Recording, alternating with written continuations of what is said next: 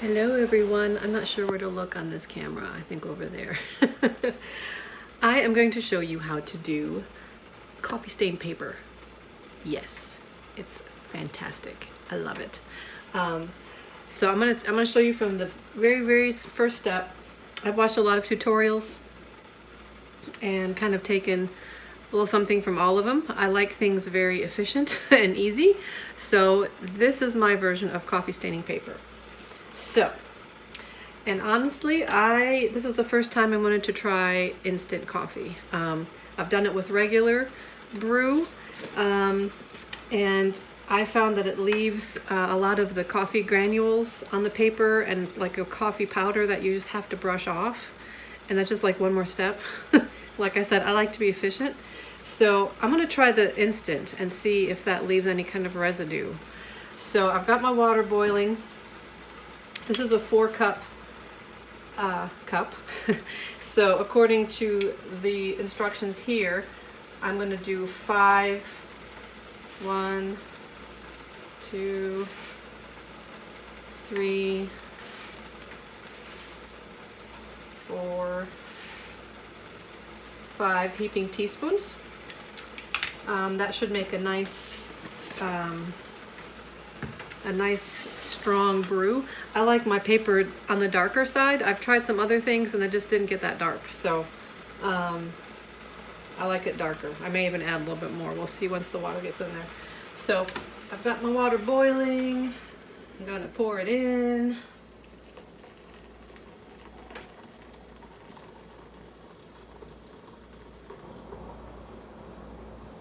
We'll see. I don't know. I don't know if this will be strong enough. We'll see. Yeah, it probably will be. Get a spoon, stir it all up. So now clearly it is way too hot to handle. So I'm going to let this cool off, not only for the sake of my hands, but also if the water is too warm, your paper will just disintegrate. So you don't want that. So I'm going to let this cool off and come back when it's cool and we shall continue. Okay? Okay, I'm back. So the coffee is cooled. I went ahead and poured it in here to help it cool off quicker. And I gotta tell you, it looks a little bit milky compared to doing it the other way with the traditional brewed coffee, but we'll see. We shall see. So I've got my stash. I have a lot of paper to make. I am making 6 custom journals for somebody and I'm going to go through a lot of paper. So anyway, I just use the regular copy paper, printer paper.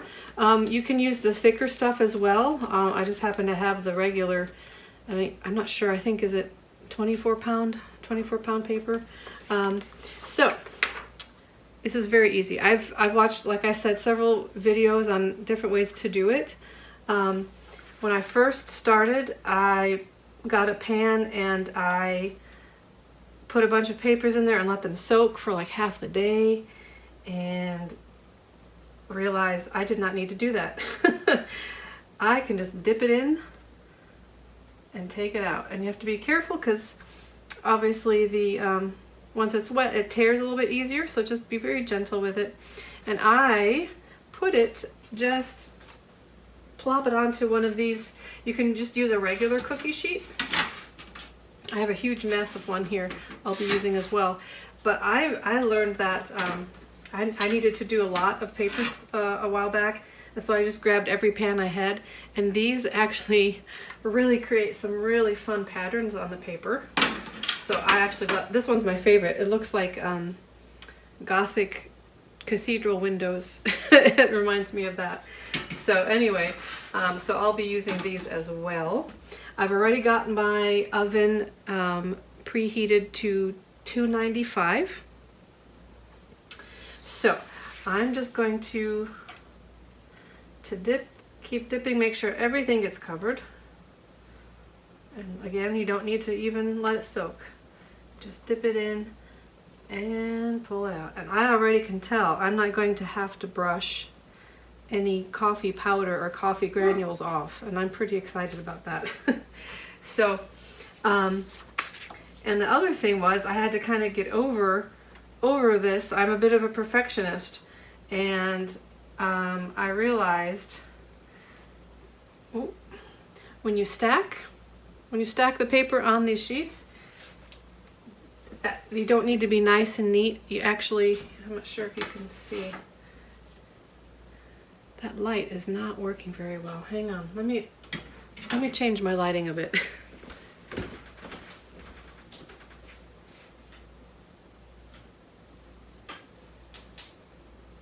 Well,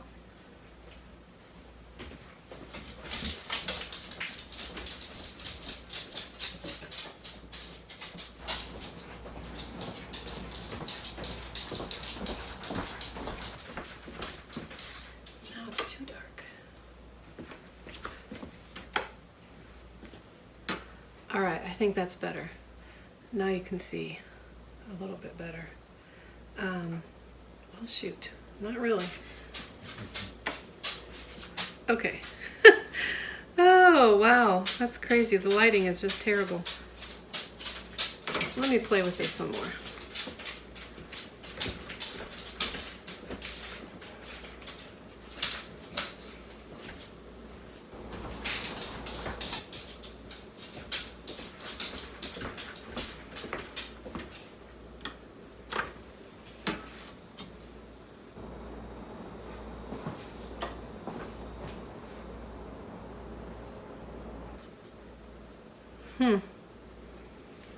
That's not great at all.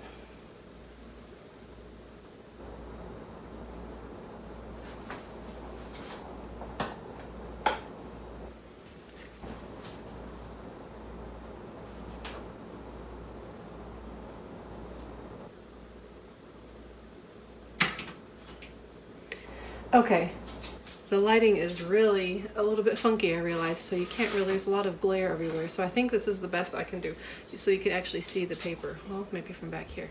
So as I dip, I don't have to be very careful with how the paper is laid on top of each other. And actually, the messier it is, the more air pockets you create, which helps it dry better in the oven. And as you see, it's set very low, but still not something you're going to want to so I'm going to turn it this way now. You're not going to want to just put these in the oven and walk away. You're going to want to stand by and stand near and watch everything. But anyway, I usually put, oh, I don't know, maybe about 10 sheets of paper on one metal sheet.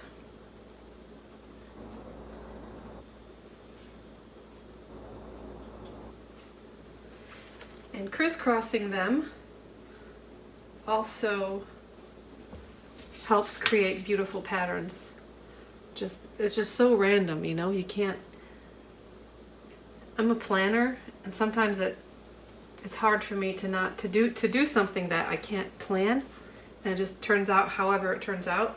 And maybe that's why I like this process so much, because I can't control it, and it actually feels good. Okay, this lighting is not working for me.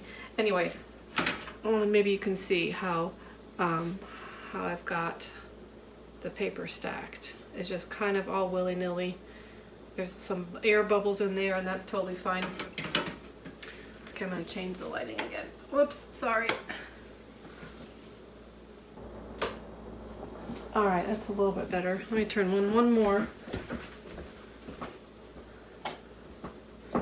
Okay. Huh. Who knew? Who knew I had really terrible lighting in here? Oh well. Let me see if I turn this on. Will that help? No, not really. Okay. Anyway. So, I won't make you watch me dip all of this paper, but I wanted to show you this part of it at least. If you want to wear gloves, you can. You get a little bit stained, but it's not too bad. So, so then what I will do, I'm just going to put this pan in, and I'll work on the rest later. So I'm going to put it in. If I were to have several pans going, I put them in the top shelf and the middle shelf. Get as many in there as I can, and I will set the timer to 7 minutes, because that's going to be when you want to start checking very often. And I will show you, I'll come back in about 7 minutes and show you how to look for clues that your paper is ready, or if it still needs a little bit more time, and what you can do to flip things around. So there we go. That is the very beginning steps. Yay! All right, I'll be back in a minute. I just thought of something I wanted to tell you. Something I experimented last time I did this. If you want a little bit even more weathered looking paper, what I did is I crumpled it pretty good while it's dry. I tried it while it was wet, and it just shredded. It just ripped all to pieces. So do it while it's dry. Take it back apart carefully. And then dip it. And you will see that the creases pick up the coffee even more. And you can see even more texture. And you'll see it even more once it's dry. It's really cool. You do have to be careful though, because if you crumple it too much, even if it's dry, if you crumple it too much, then there's going to be holes in the middle, but I think this one's okay. So anyway, just another little, isn't that cool? I just love paper.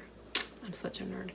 All right, so crumpling paper gives you a whole nother option, a whole nother look that you can play with, okay? All right, I'm gonna keep going, and we'll come back when the oven tells me it's been 7 minutes. Okay, so my timer just went off. And there's one more thing I wanted to clarify. The reason I was getting grainy, granular coffee was because I don't have a regular coffee maker. I just have a Keurig. So I didn't have a way to brew an actual, just a pot of coffee. So I was taking coffee grounds and putting them in here and letting them soak and brew in there. And then I would put it through a sieve and get all the big grains out, but there was still enough where it was leaving a lot of residue. So if you have a regular coffee maker and you just make yourself a pot, that probably won't leave a whole lot of residue for you. So that may be the way to go for you. But since I don't have one of those, I'm liking how this is working really well, the instant coffee. So we'll see. All right, so the timer went off. So I'm going to check and see how things are looking. I'm going to see if I can get this up to the camera for you. Let's see here. Oh wow, yeah, it's pretty crispy already. So you can tell, and it's not always going to look dry.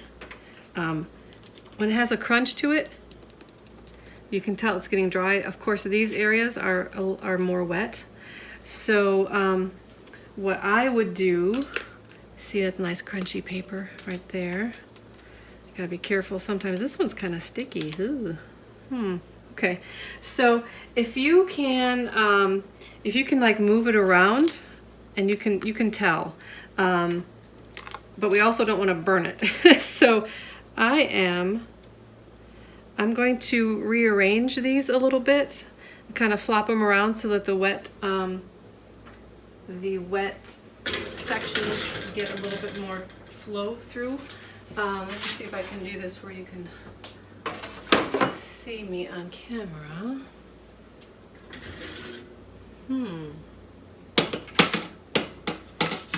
This actually dried quicker than I expected. I wonder if the instant coffee had anything to do with that. Probably not. Okay, so just going to carefully see. Look at the cool patterns on here. Isn't that awesome? Awesome. And then what I've done is if some of the papers don't have a whole lot of pattern to it, I'll just take some coffee and just like sprinkle spots on there, and it gives it a nice antique-y, agey look. Oh wow, this one totally stuck. Huh. Well, let's see.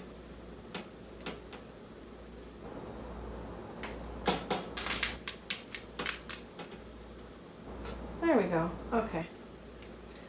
I'm going to put them up here for now because this is not... Oh, no, I just ripped one. That's okay. You can still use it if there's rips in it a little bit. Just cut off the ripped end and use a smaller piece, or keep with, stick with the rip, because that kind of goes along with the aged look we're trying to create. Wow, these are really sticking. They've never stuck like this before. That's strange. Okay, let's see if they still stick on the other pans.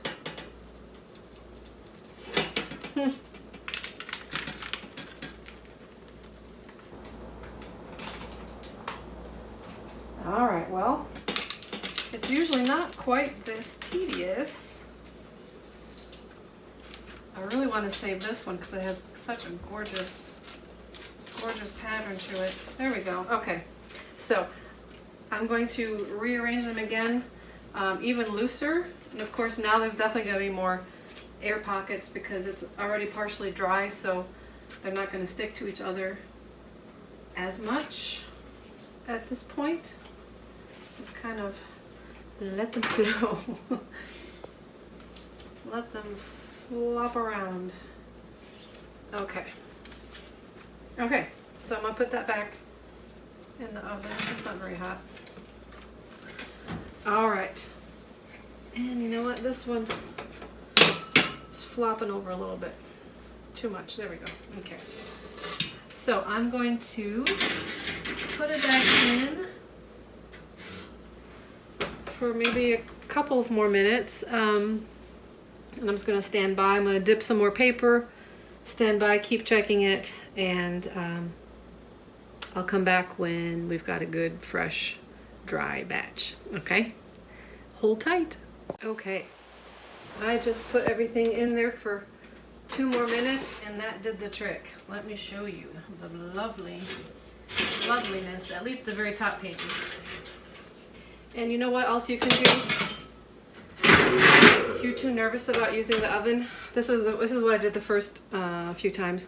I just put it all out on cookie sheets, or not cookie sheets, the drying, no, what am I trying to say? The cooling racks. These contraptions. I put a bunch of paper out on them like that, but that obviously takes longer. And you kind of need a lot of space to do that. So I decided to get daring and use the oven, and I like it. And when it gets to where it's like almost there, but I don't want to put it back in, then I'll let it dry the rest of the way on one of those racks. But here we go. Let's see if you can see this, the difference. I mean, I can pick it up and it's crinkly, right? That's so lovely. Okay, so now this one, pretty much for the most part it is, but this part here is kind of floppy still. That's still kind of wet. But you know what? I'm gonna let that one air dry. And I think for the rest of these, let's see, this one, yeah, I'll probably let the rest of these air dry. The edges are dry. Some of them, the middle's still a little bit damp. This one's pretty nice and dry. Isn't that lovely? Oh, I love that. Whew, I'm getting sweaty. Can you tell? Whew, I'm all red. Hot flash combined with hot oven, not good. All right, so I mean that's really it, honestly. That's all there is to it. You just keep going and going and going, and then, you know, what I've been using it for is junk journaling, which is my new obsession. And I just take one of these and fold them in half and make several stacks like that, and you make a signature, you know, about 10, 15 of these makes one signature, and you put a little cover on it. We'll talk about that another time maybe. But this is how I make my coffee stained paper. You can also do it with tea. I have not tried that yet because I just love the coffee so much, and it smells good. It smells lovely. So so there you have it. That's coffee stained paper. I'm gonna keep going at this and make a big batch because I need a lot of paper for my custom journals, which I'm very excited to do. So so there you have it. And here I started stacking up the papers on this huge large one. I'm gonna get a lot on here. Hopefully knock a bunch out that way. And I'm just gonna keep going until I have the amount of paper I need. It's fun and it's kind of therapeutic. I love it. I love it. So anyway, I hope you learned something. If you have any questions, if I didn't cover something or something doesn't make sense, just let me know in the comments and I will be happy to explain anything to you that you need. All right? All right, guys. Have fun making coffee paper.